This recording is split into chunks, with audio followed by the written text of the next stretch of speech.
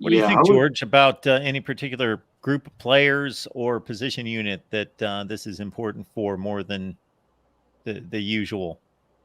I would go to, Chris's unit that he picked and go with the DBs. When I look at the safety position, everybody knows we've got Akeem Dent and oh my goodness, what a time to Shaheem go Brown. all blank. Yeah, as our two starting safeties. Well, when you look at the third safety, that's where it gets really, really interesting. I think Greedy Vance is really all but sewed up that slot position, and that leaves Kevin Knowles third. Now, both Patrick Surtain and Mike Norvell today in their press mentioned that Kevin Knowles III will be getting reps at that safety position. So I'm really interested to see if he steps up and becomes, a real impact there at the traditional safety, whether it be deep or shallow safety, and also Conrad Husty as a true freshman. I feel like he may be that true freshman that can really make an impact on the team coming in this year. So I'm really interested in seeing what both of those reserve safeties can do in camp.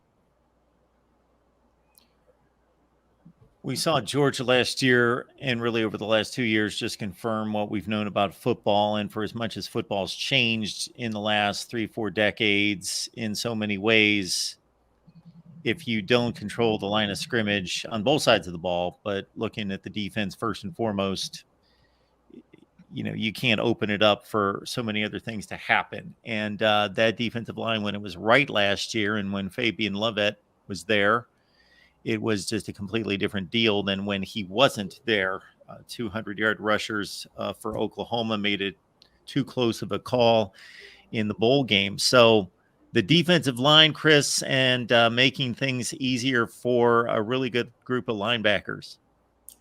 Yeah, I think that what you have to you have to pinpoint how great this staff did in the transfer portal, and also retaining Farmer that was potentially going to transfer out. For them to keep him, they brought in Daryl Jackson, which I expect everyone to hear about his waiver in the next week or so. That's an update there, I guess. I think that they'll have their answer within about a week to 10 days. And we'll find out if he's going to be eligible to play this year. But they also brought in Fisk. They brought in a couple of defensive tackles based off of when Fabian wasn't healthy or needed to rotate out, how easy it was for the opposing team to run up the middle on us. So I think it's extremely important for Florida State to see what Fisk is going to bring to the table. I think he's going to do very well. I think if Daryl Jackson ends up getting the waiver, which I think that he will, he's another huge piece to this defensive tackle position that's needed. And then you look at how much I think Farmer is going to improve.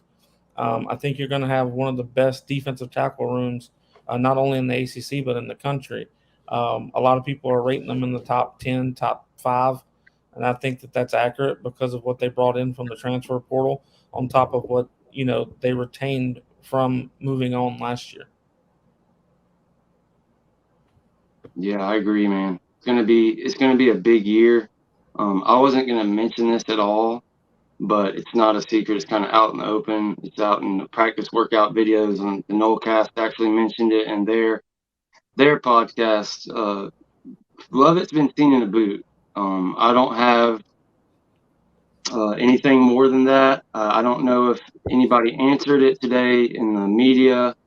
I didn't, Odell literally just did like a minute and a half. He didn't do very much. So that's one thing that worries me. I hope that Fabian is 100% because that changes everything. And, that would really exacerbate the importance of the Daryl Jackson waiver right there if that was something serious. But we haven't heard nothing yet. I just wanted to let people know, I didn't want it to be a total shock if something were to come out and he weren't available for that game. But as far as we know, everybody's still available and there's been nothing major. But just want to let people know that. And I agree with everything Chris said. It's going to be a big year for defensive line. It'd just be nice to be at 100%, right out the gate.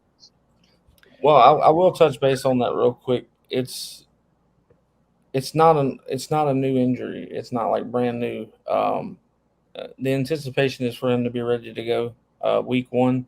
I think this is like his final couple of weeks in the boot from what I've heard. Now, if he's re-injured it or something else has happened that I don't know of, but I do know that he had been reported in the boot a while back, and I don't think it was major. It was kind of a minor injury, but for precautions, they wanted to keep it in the boot, etc.